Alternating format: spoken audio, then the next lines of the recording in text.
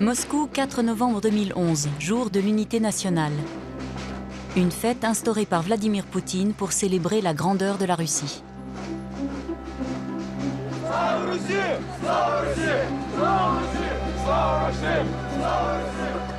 Ces cortèges évoquent autant les heures soviétiques que le vieil empire des tsars.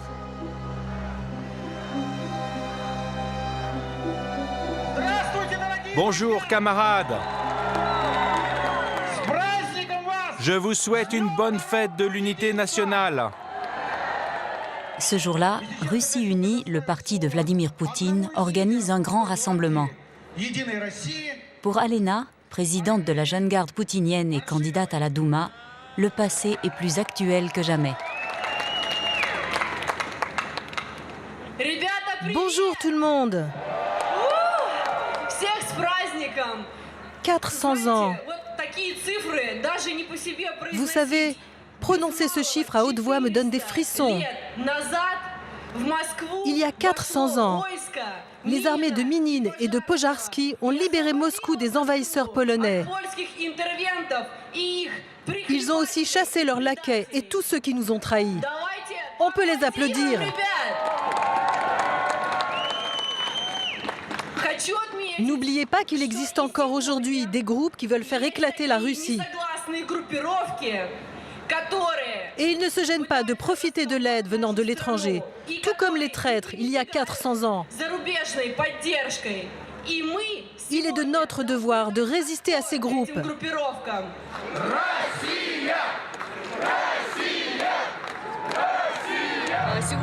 Aujourd'hui, il faut que le pays soit fort. Il n'y a de la place que pour les forts dans ce monde. La quête de la puissance pour la Russie. C'est avec ce credo que Vladimir Poutine, au sommet du pouvoir depuis 12 ans, mène sa campagne présidentielle en tandem avec Dmitri Medvedev pour diriger la Russie 6 années encore. Une durée digne d'un tsar. Que veut Poutine? Faire de la Russie à nouveau un empire? En a-t-il les moyens? Ses voisins vont-ils payer le prix fort des rêves impériaux russes?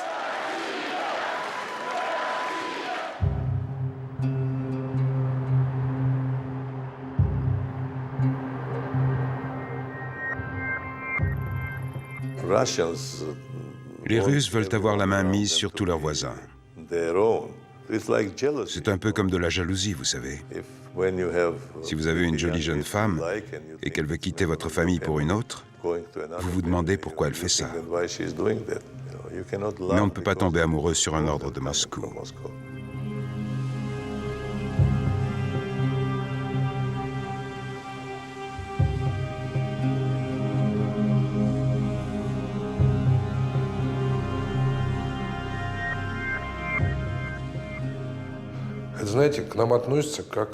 J'ai l'impression que le monde nous prend pour des adolescents en crise, qui possèdent l'arme nucléaire, qui peut faire beaucoup de dégâts.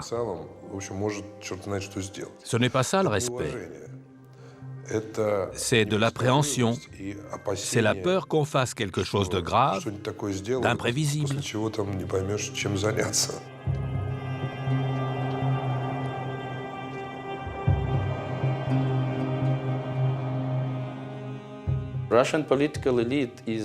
L'élite politique russe est malade de quête impériale. C'est comme ça depuis des siècles. La Russie n'a pas changé.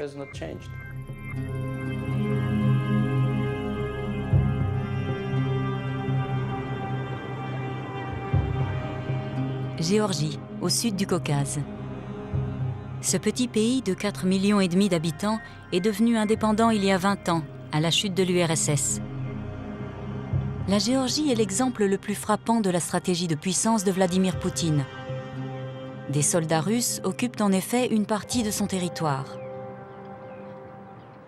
Au nord du pays, 10 000 militaires russes contrôlent 2 enclaves, les provinces d'Abkhazie et d'Ossétie du Sud. La Géorgie se trouve ainsi amputée de 20% de ses territoires. Certaines de ces bases militaires russes se trouvent à seulement 40 km de Tbilissi, la capitale. David est un jeune Géorgien de 27 ans. Il travaille pour le gouvernement géorgien et accompagne des journalistes qui souhaitent visiter ses frontières provisoires. Là-bas, c'est déjà la Russie.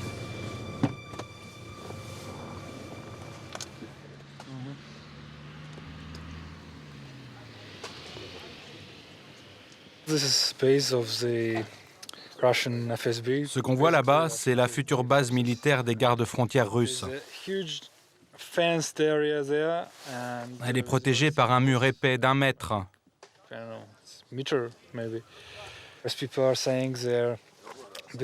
On voit qu'ils sont en train de construire leur quartier général, avec des bureaux, des maisons pour les officiers et leurs familles. Il y a une ligne d'occupation en plein milieu de mon pays. Bien sûr que ça m'énerve. C'est dangereux d'avoir une grande base militaire russe ici. Ils peuvent s'en servir pour envahir le reste de la Géorgie, si jamais ils décident de le faire.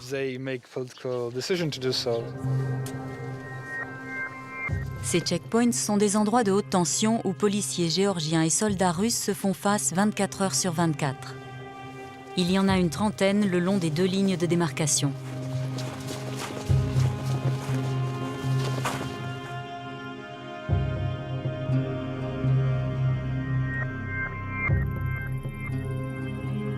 C'est la situation qui est situation d'impasse, c'est-à-dire la Russie, elle ne reconnaît pas nos frontières, ils ne reconnaissent pas notre gouvernement, ils refusent de faire des rapports avec notre gouvernement de n'importe quelle forme, et ils même rejettent l'accord de cessez-le-feu que la Russie elle-même a signé. Donc, juridiquement, c'est la situation de la guerre. L'armée russe est installée en Géorgie pour longtemps encore. Une occupation militaire russe hors de Russie. Une première depuis la chute de l'URSS et même depuis la guerre en Afghanistan. Pourquoi ce tout petit pays préoccupe-t-il autant Vladimir Poutine ? Que s'est-il passé pour en arriver là ?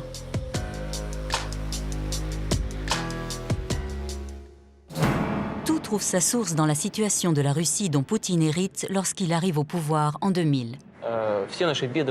Nous sommes responsables de nos propres malheurs. Nous sommes faibles. Nous manquons de fermeté, de rigueur. Regardez notre économie. C'est la misère, le chaos partout.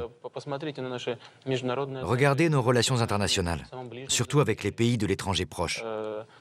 C'est l'éclatement généralisé. Cet éclatement, Poutine le qualifie de plus grande catastrophe géopolitique du XXe siècle. Pendant 70 ans, l'URSS fut une superpuissance mondiale dont l'influence s'étendait jusqu'aux portes de l'Europe. Du jour au lendemain, elle perd 1/4 de son territoire et la moitié de ses habitants. 1991, Boris Yeltsin annonce la fin de l'Union soviétique. La plupart des anciennes républiques soviétiques sont regroupées au sein de la CEI, la communauté des États indépendants. Vaine tentative pour maintenir les liens fixés pendant des décennies. L'Empire n'existe plus. À cette époque, Vladimir Poutine, agent du KGB, revient d'Allemagne de l'Est pour prendre ses fonctions à Saint-Pétersbourg. Pour lui, comme pour les élites dirigeantes, le réveil est brutal. En réalité, Moscou n'a aucun moyen d'arrêter cet éclatement. La nouvelle Russie a d'autres préoccupations. Son économie est aux abois. Les chaînes de télévision internationales montrent en boucle d'humiliantes images de pauvreté et de pénurie. Pour survivre, la Russie doit demander de l'aide au FMI. Sur le plan international, l'influence russe est également considérablement réduite. Lorsque l'OTAN décide en 1999 de bombarder Belgrade, la vie de Moscou ne compte pas.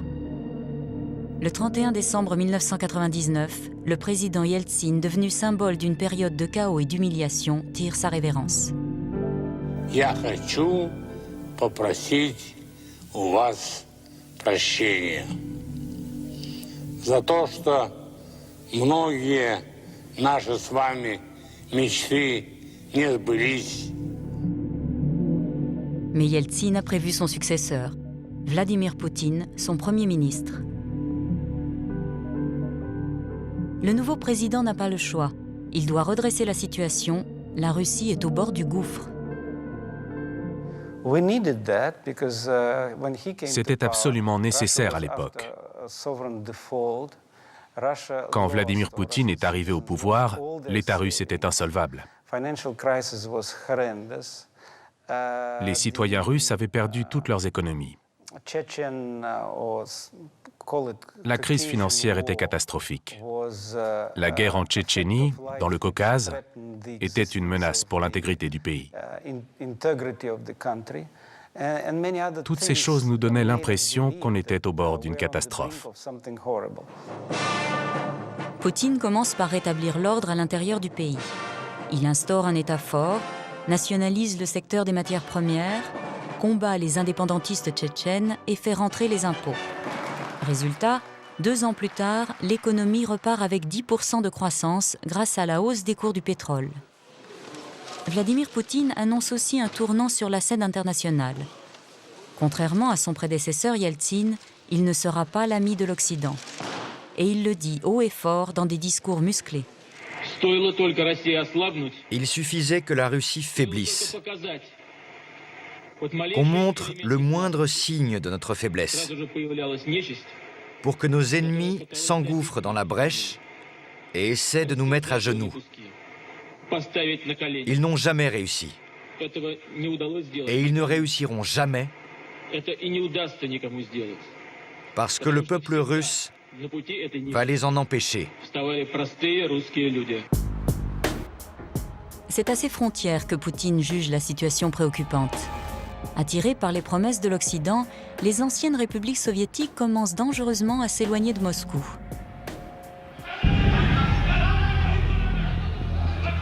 En 2003 et 2004, les révolutions de couleur en Géorgie et en Ukraine mettent en place des gouvernements démocratiques, soutenus par l'Europe et les États-Unis. Au Kremlin, c'est la panique.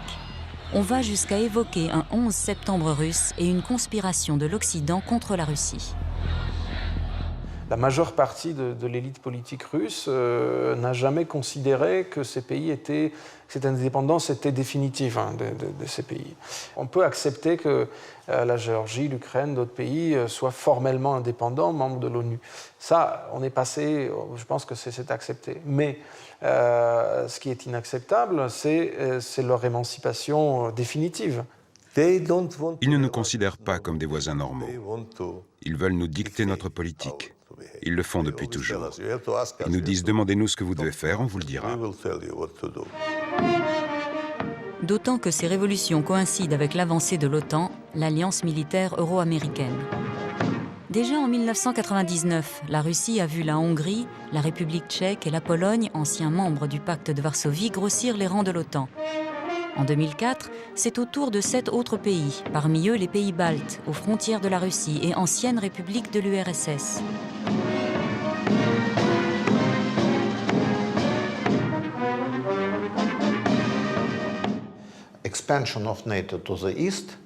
Aux yeux des Russes, l'expansion de l'OTAN vers l'Est est le symbole de la victoire de l'Occident dans la guerre froide. Mais nous n'acceptons pas cette version des faits. Et en plus, elle ne correspond pas à la réalité.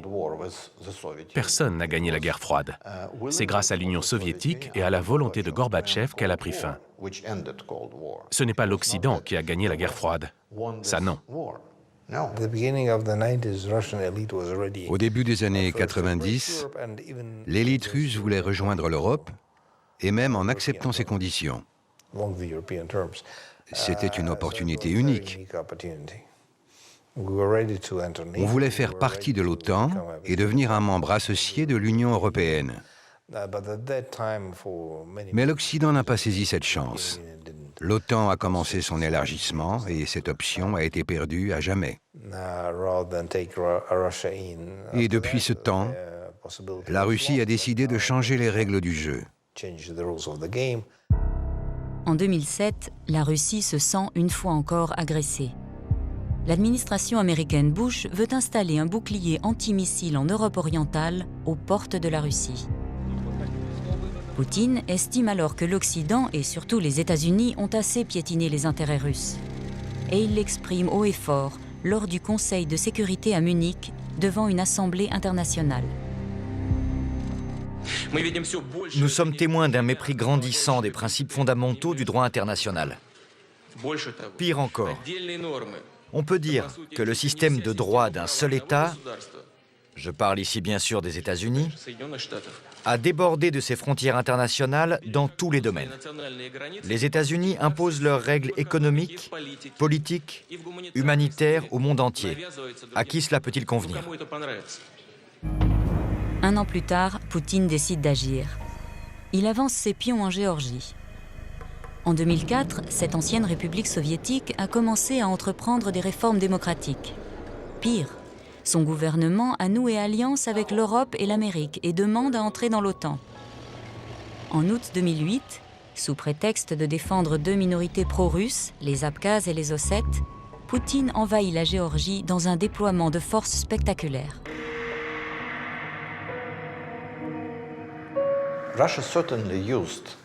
Il est vrai que la Russie a utilisé des tensions ethniques en Géorgie pour garder le pays dans sa zone d'influence.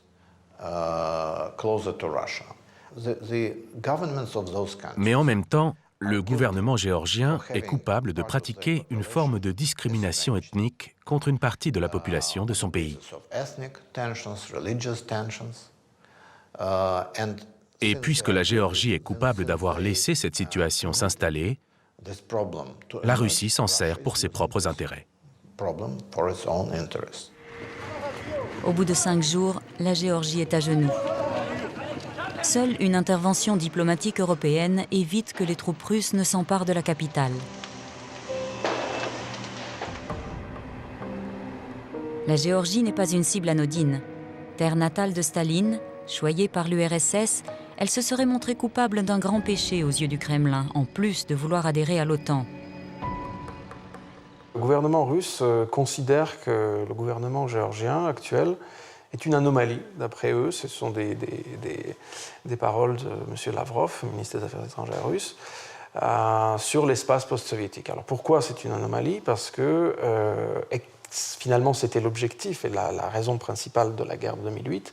Une démocratie libérale de type occidental est impossible sur le territoire de l'ex-empire soviétique, parce que c'est culturellement incompatible avec l'homo soviéticus ou post-soviéticus, est également culturellement, c'est une expansion occidentale et la démocratie de type occidental est seulement valable dans le cadre géographique historique du monde occidental. Donc nous avons démontré l'inverse de cela. On a dit qu'un pays qui a connu 70 ans de communisme pouvait se transformer en un pays démocratique. On devait être puni pour cela. Résultat, en occupant militairement une partie de la Géorgie encore aujourd'hui, la Russie parvient à bloquer son processus d'adhésion à l'OTAN. En effet, un pays dont les frontières sont disputées ne peut pas en devenir membre. L'Union européenne, elle, impuissante, en est réduite à surveiller les nouvelles frontières. Depuis la fin du conflit, les voitures patrouillent régulièrement le long de cette zone sensible.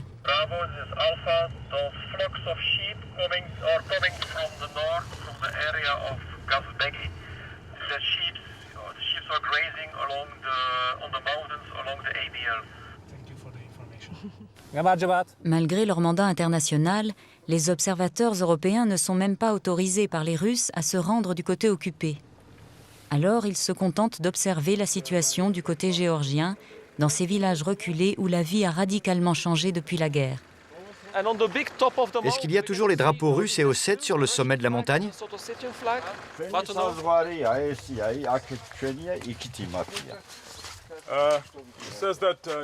Il dit qu'ils ne peuvent pas s'en approcher parce qu'ils savent qu'il y a une frontière. Alors ils évitent d'y aller.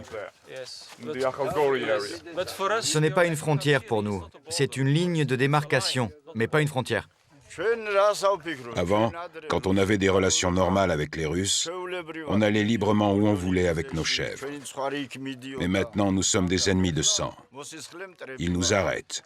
Et ils ne nous laissent pas partir sans l'aide des autorités.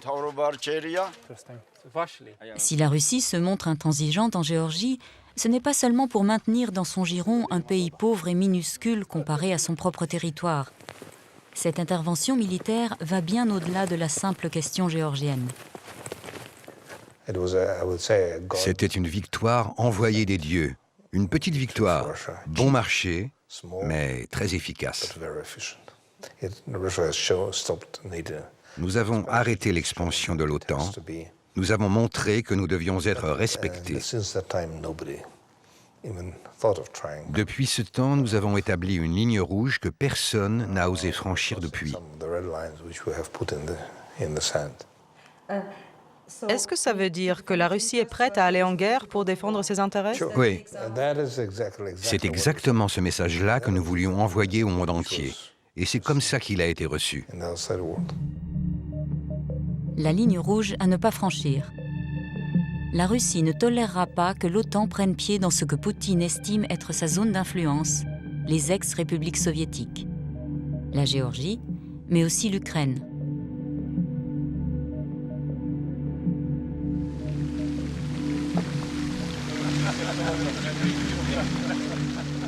Un message entendu par le nouveau président ukrainien, Viktor Yanukovych, qui succède à un gouvernement pro-occidental. À la suite de la guerre en Géorgie, sa première décision politique consiste à annoncer au chef du Kremlin qu'il renonce à adhérer à l'Alliance Atlantique. L'Ukraine se proclame désormais État neutre. Un message également entendu par les Occidentaux, et en particulier à Washington. En 2009, Barack Obama décide d'assouplir la politique américaine vis-à-vis de Moscou. Pour saisir la main tendue de Washington, Poutine dépêche alors le président Dimitri Medvedev aux États-Unis.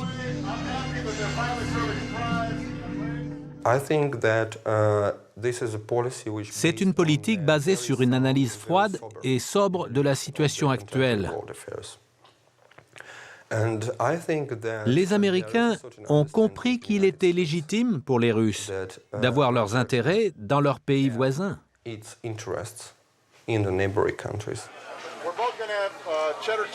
En gage de bonne volonté, Washington signe un nouveau traité avec Moscou sur la réduction des armes nucléaires. De plus, Washington reconnaît le rôle stratégique de la Russie dans un dossier brûlant, l'Afghanistan. L'Amérique réclame l'aide de Moscou pour évacuer ses troupes à travers le territoire russe. Mais Barack Obama compte sur la Russie dans un dossier plus sensible encore.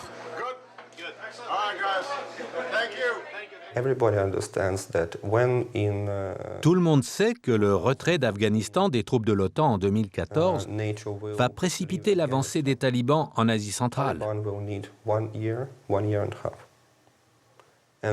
Et la Russie est le seul pays dans la région à pouvoir contenir cette menace, à disposer de l'équipement militaire nécessaire.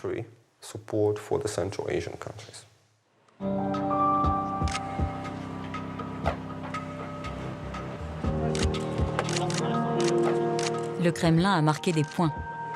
Pour la première fois depuis la chute de l'URSS, l'influence russe progresse. Mais sur un dossier hautement symbolique, Moscou est tenu en échec. Le bouclier antimissile que l'OTAN va commencer à mettre en place à partir de 2012. Officiellement, ce dispositif est censé protéger l'Europe contre la menace iranienne. Mais des éléments de ce système de défense antimissile vont être installés en Roumanie et en Pologne, aux frontières de la Russie, à la demande de ces ex-pays de l'Est, préoccupés par leur sécurité vis-à-vis de l'ancien grand frère russe. Une provocation pour Moscou, qui estime que ce dispositif met en danger son système de défense basé sur la dissuasion nucléaire.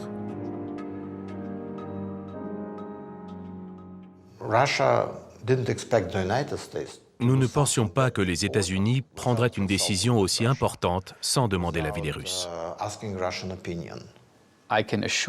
Je peux vous garantir qu'il y aura un système de défense antimissile mis en place par l'OTAN.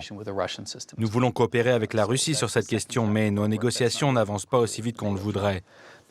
Cependant, nous ne pouvons pas jouer avec la sécurité des pays membres de l'OTAN en attendant que ce dossier avance. Ce n'est pas notre travail. Notre travail, c'est d'assurer la sécurité de nos concitoyens. Vers l'année 2020, quand le système antimissile de l'OTAN sera en place sur le sol européen et sur ses bateaux autour, La Russie va considérer cela comme une menace pour elle-même et elle va entreprendre toutes sortes de mesures. Elle va augmenter ses forces militaires et construire sa propre défense antimissile. Mais celle-ci ne sera sûrement pas dirigée contre l'Iran, mais contre les États-Unis et l'OTAN. En novembre 2011, le Kremlin annonce l'intention de la Russie d'installer son propre système de défense antimissile à Kaliningrad, aux portes de l'Union européenne. La réaction du pouvoir russe n'est pas sans rappeler la période de la guerre froide. Vladimir Poutine cherche-t-il à régler ses comptes avec l'Occident ?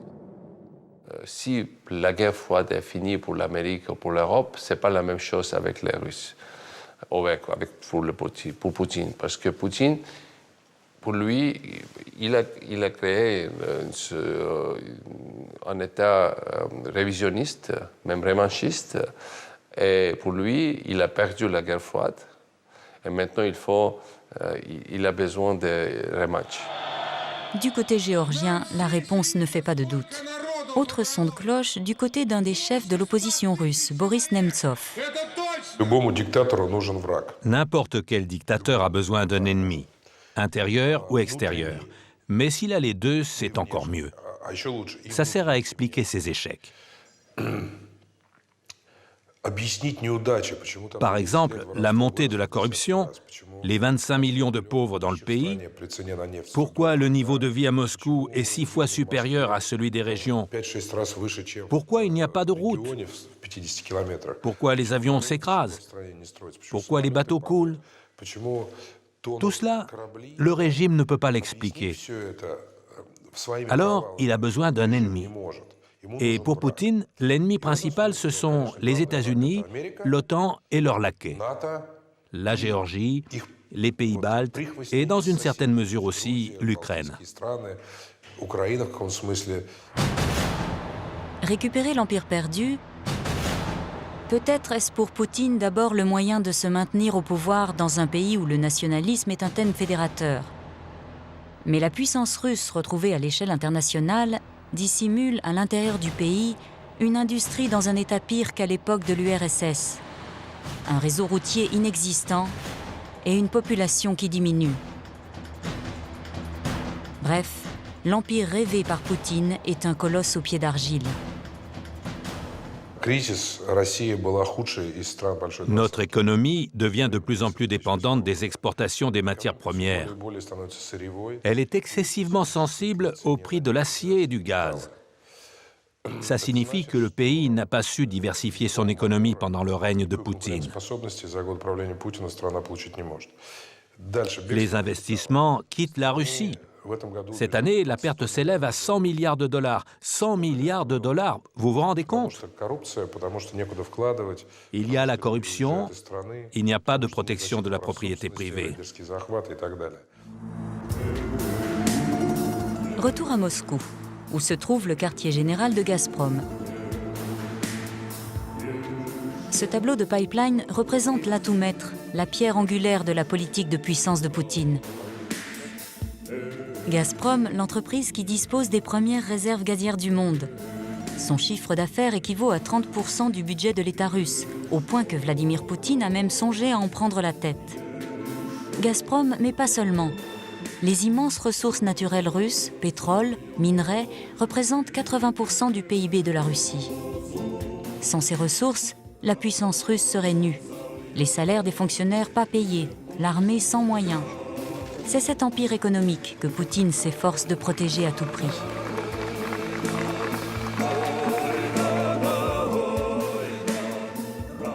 La Russie essaye de reconstruire son devenir économique sur la base de l'énergie. Énergie qui apporte une très forte contribution au PIB du pays. Et il est certain que comme c'est une question vitale, si je puis dire, de la Russie, de pouvoir exporter son énergie, la Russie regarde l'énergie, comme je le disais, au travers d'un prisme qui est le prisme de la sécurité nationale et de la politique. Poutine sait bien que ses revenus immenses dépendent des exportations vers un client en particulier, l'Europe. 60% des exportations de pétrole et 70% des exportations de gaz russes sont destinées au vieux continent. Pour approvisionner l'Europe, les Russes ont un besoin vital de ce réseau de pipelines hérité de l'Union soviétique. Sauf qu'entre l'Europe et la Russie, il y a l'Ukraine, par laquelle transitent 80% du gaz et 40% du pétrole russe. Or, l'Ukraine, indépendante, se montre rétive à la tutelle de Moscou. Le rapprochement avec l'Europe, notamment, fragilise les relations avec l'ancien grand frère. Mais pour conserver l'Ukraine dans son giron, Poutine dispose d'une pièce maîtresse en Ukraine même, Sébastopol, dans le sud de la Crimée. Le cœur de la ville, son port, qui abrite la flotte russe. Sébastopol est le seul port militaire russe dans la mer Noire, une présence en Ukraine qui marque le terrain. Il y a des drapeaux russes un peu partout dans la ville. Les autorités russes bloquent régulièrement les rues pour des manœuvres militaires. Tout récemment, ils ont organisé un défilé armé à travers la ville, qui est tout de même sur territoire ukrainien.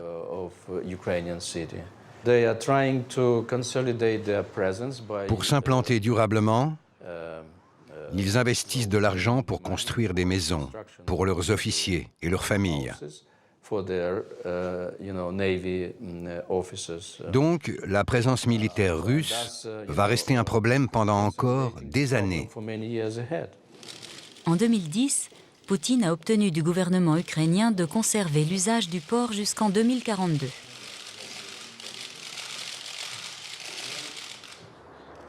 La flotte russe à Sébastopol permet au Kremlin de contrôler le trafic de ses pétroliers sur la mer Noire. À cette présence militaire s'ajoute un autre moyen de pression sur l'Ukraine, la population russe de la ville, fortement attachée à Moscou. La région de la Crimée est majoritairement russe et Moscou sait entretenir cet attachement. Sébastopol ressemble à une véritable colonie russe. Les institutions culturelles comme les musées ou les écoles sont financées par le maire de la capitale russe. Et pour montrer que la Russie n'est pas prête à abandonner ce port stratégique, des militants pro-russes arpentent les rues pour rappeler à tout le monde qu'on est ici, en Russie.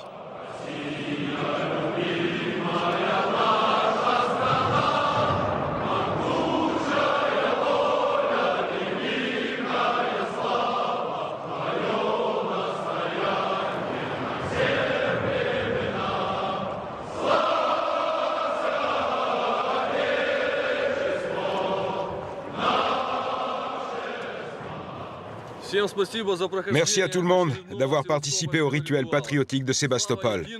Gloire à la Russie forte et indivisible.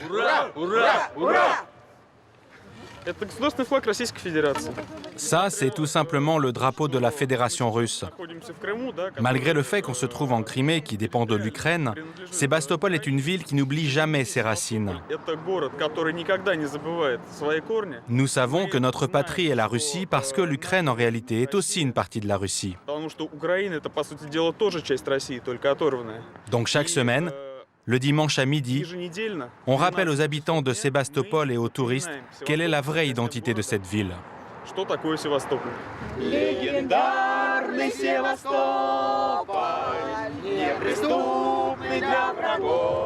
Pour Moscou, qui finance certains de ces groupuscules, ces militants sont prêts à être mobilisés si l'Ukraine sort du rang. Pour preuve, les événements de l'année 2008. À cette époque, Viktor Yushchenko, le président de la Révolution orange, mène une politique d'ukrainisation dans tout le pays. À Sébastopol, la marine ukrainienne veut alors apposer une plaque qui commémore la création de sa flotte. Une décision qui suscite de violentes protestations au sein des Russes ukrainiens.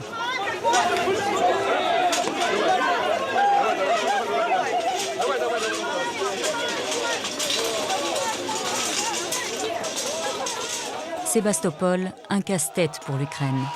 Pour une partie de la population, la base militaire russe sur leur sol est un abandon de la souveraineté du pays. Mais l'Ukraine n'a guère le choix. En échange, Moscou propose des tarifs avantageux de gaz, une question de survie pour l'économie ukrainienne. Le Le gaz, un moyen de pression utilisé par Moscou à plusieurs reprises, surtout quand l'Ukraine se montre trop indépendante aux yeux du Kremlin, comme au lendemain de la Révolution orange. En 2006 et 2009, des disputes au sujet des prix du gaz éclatent entre l'Ukraine et la Russie. Faute d'accord, Gazprom coupe tout simplement le robinet. Pour la Russie, c'était une opportunité de montrer à l'Europe et à l'Ukraine qui commande. Ça n'avait rien à voir avec les Ukrainiens qui n'avaient pas payé leur facture de gaz. C'était un moyen pour les Russes de montrer qu'ils pouvaient utiliser l'énergie comme outil diplomatique. Le vendeur veut toujours vendre plus cher et l'acheteur veut toujours acheter moins cher. Nous comprenons que c'est beaucoup d'argent. Mais ce n'est pas nous qui avons créé les conditions qui ont provoqué l'augmentation des prix des carburants. Ce n'est pas nous qui avons envahi l'Irak. Ce n'est pas nous qui jouons à la bourse. Mais il faudra payer. Un bras de fer permanent avec Kiev qui pourrait coûter cher à Poutine. Car en bloquant le transit par l'Ukraine, c'est l'Europe qui se retrouve sans gaz. Faire pression sur l'Ukraine au risque de priver son principal client, un jeu dangereux, car l'Europe n'entend pas en rester là. Ce qui est en jeu ici, c'est la crédibilité de la Russie en tant que pays fournisseur et de l'Ukraine en tant que pays de transit. Si ces deux pays ont mené à bien leurs négociations comme ils le prétendent, il ne devrait pas y avoir de problème. Pour montrer à quel point l'Europe prend sa sécurité énergétique au sérieux, voici un petit clip pédagogique réalisé par la Commission européenne après la deuxième crise gazière.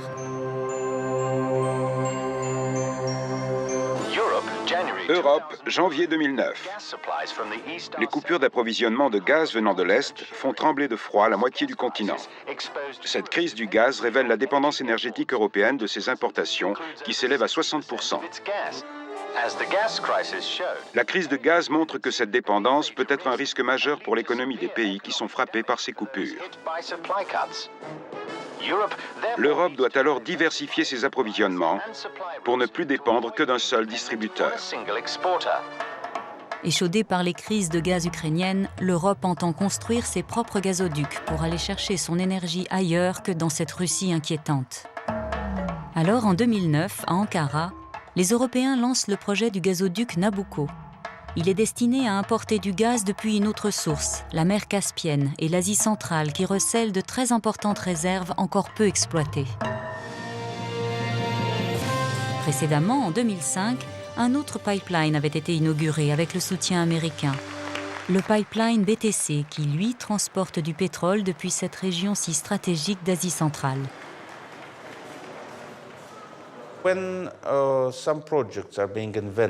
Quand l'Europe invente et fait la promotion de projets qui ont pour unique but de contourner le territoire russe,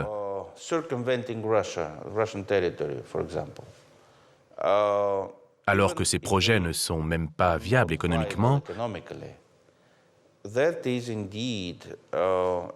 là, on peut véritablement dire que l'énergie est utilisée comme outil politique.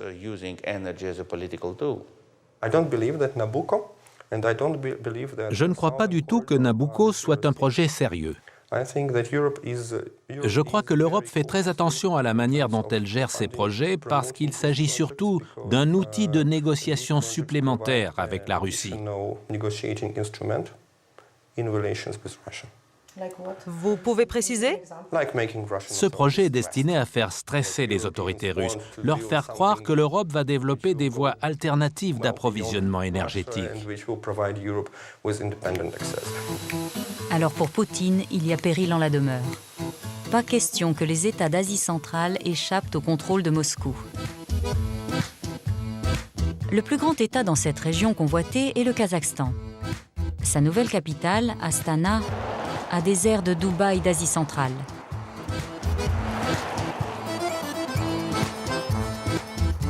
À l'image de son architecture moderne, le Kazakhstan est aussi le plus riche des États d'Asie centrale.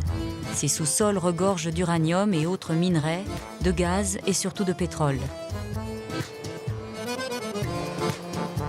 Ces ressources lui valent une croissance annuelle de 8% depuis l'année 2000.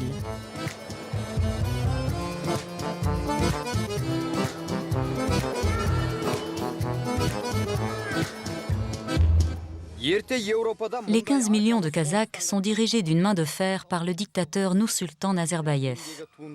Cette année, cette ex-république soviétique fête ses 20 ans d'indépendance. Une indépendance encore conditionnelle, car 90% des exportations de pétrole notamment sont assurées par Moscou. L'élite de notre pays se rend compte qu'elle n'est pas tout à fait indépendante encore. Pour exporter le pétrole et le gaz, nous sommes obligés de négocier avec la Russie et d'acheter ce droit dans tous les sens du terme. Comment vous expliquer? Il suffit de prendre exemple sur cet immeuble. Son plan, ses voies de communication se trouvent à Moscou, parce que cette maison a été construite pendant l'époque soviétique. S'ils le veulent, les services de renseignement russes peuvent organiser une explosion, liquider quelque chose très facilement. C'est juste un exemple. Tout reste concentré à Moscou. Et les leviers invisibles du passé sont toujours là. Nos militaires sont liés.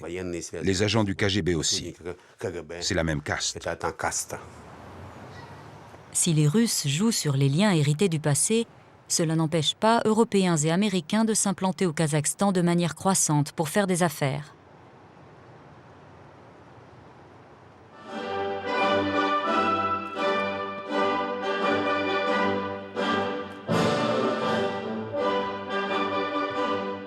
Mais un autre acteur menace lui aussi la mainmise russe dans ce pays.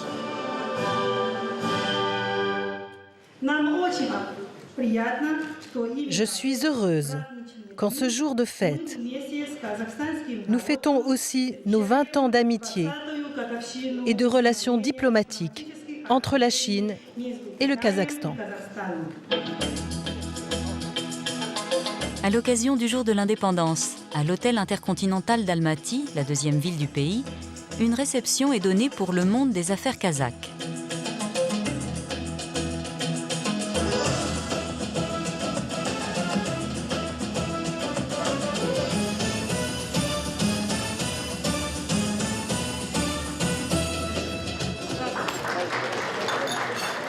C'est l'ambassade de Chine qui invite. Cette réception illustre bien la diplomatie chinoise. La Chine mise sur le partenariat commercial, une approche qui contraste avec le désir de domination russe.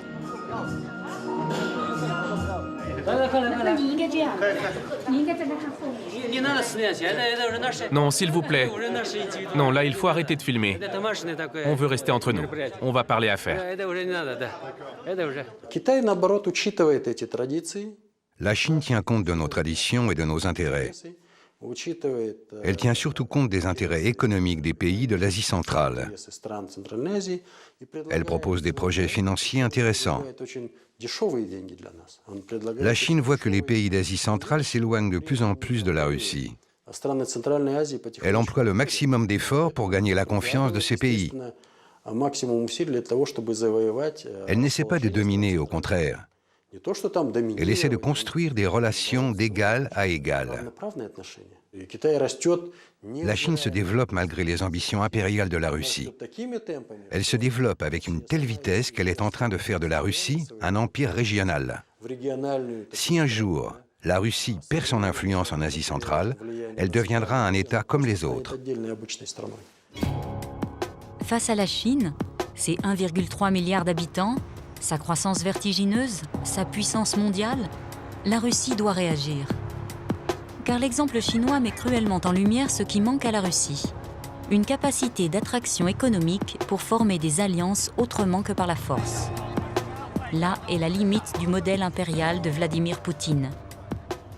Alors, pour concurrencer la stratégie chinoise, Vladimir Poutine vient de lancer un projet ambitieux, l'Union eurasienne. L'objectif ? Rassembler tous les anciens pays frères pour créer un ensemble économique et politique et peut-être à terme concurrencer l'Union européenne.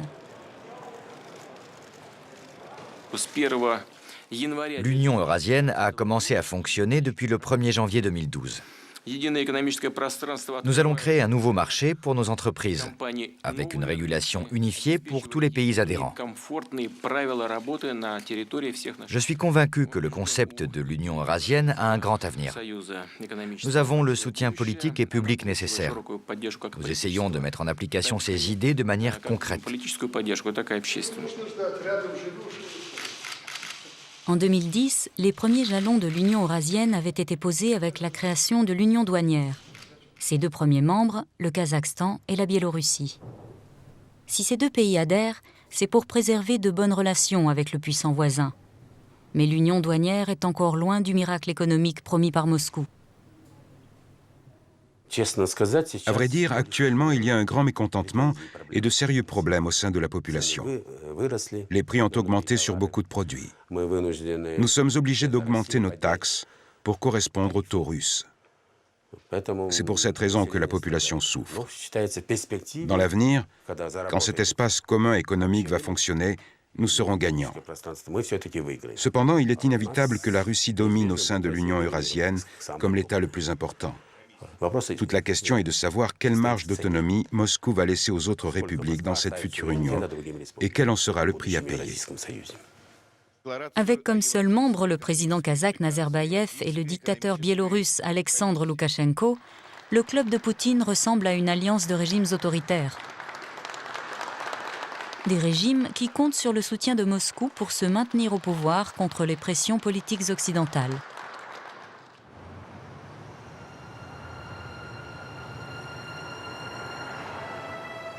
Mais quelle est justement l'idéologie derrière cette union eurasienne? Voici le père du principe d'eurasisme, Alexandre Douguine, philosophe ultranationaliste et proche du pouvoir. Ses thèses sont écoutées par les plus hautes sphères du Kremlin et aussi par Vladimir Poutine. Douguine défend l'idée de la Russie comme un continent à part entière, avec ses propres valeurs, destiné à dominer ses voisins.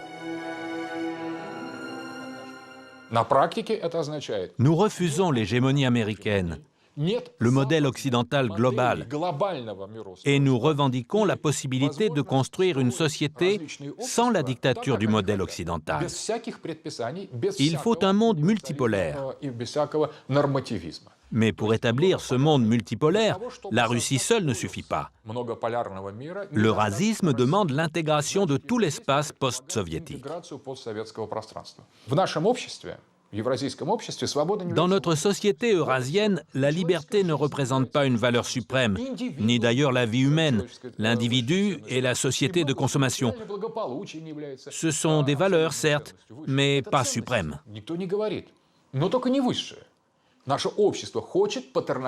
Notre société exige le modèle paternaliste. En d'autres termes, pour nous, le culte de la personnalité et l'autoritarisme sont importants. À l'origine, Poutine n'est pas un personnage autoritaire. C'est la société qui l'a transformé en dictateur. Elle projette ses désirs d'autoritarisme sur lui. Poutine est une construction sociologique, non pas un usurpateur. Poutine reste au pouvoir parce que le peuple le veut. L'eurasisme est la seule et la meilleure idéologie qui préserve les intérêts nationaux russes. Des principes inquiétants qui servent le nouveau projet politique de Vladimir Poutine. Pragmatique, il a adopté l'eurasisme parce que l'idée lui permet de façonner un nouvel empire sans que rien ne change. En 2012, Vladimir Poutine s'apprête à redevenir président. Je suis sûr que Russie unie va gagner. Avec le soutien du peuple, Dimitri Medvedev va créer une nouvelle équipe, jeune.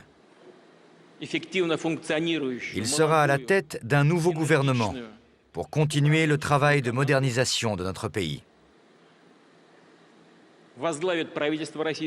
Je propose qu'il devienne Premier ministre.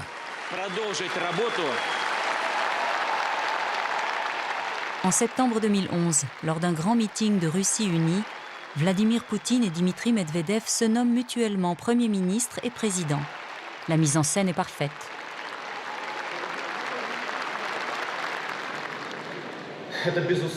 C'est une proposition très responsable.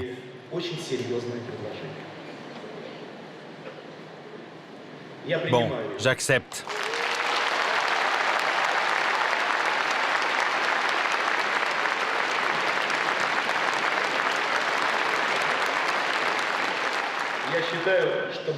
Et je considère qu'il serait juste de proposer comme président Vladimir Poutine.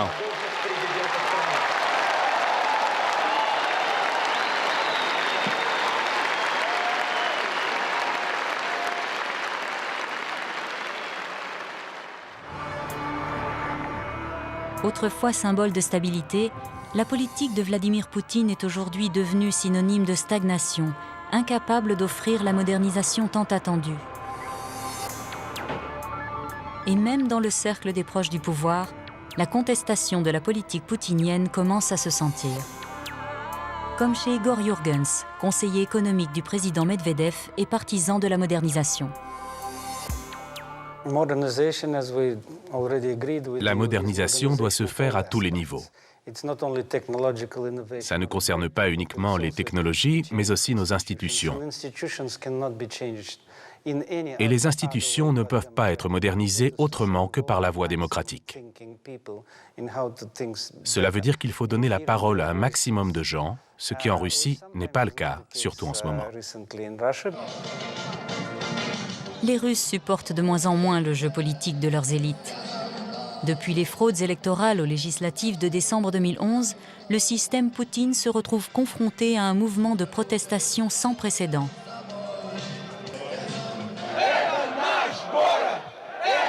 Si au départ, les manifestants réclamaient simplement des élections libres, ils demandent aujourd'hui la démission de Vladimir Poutine.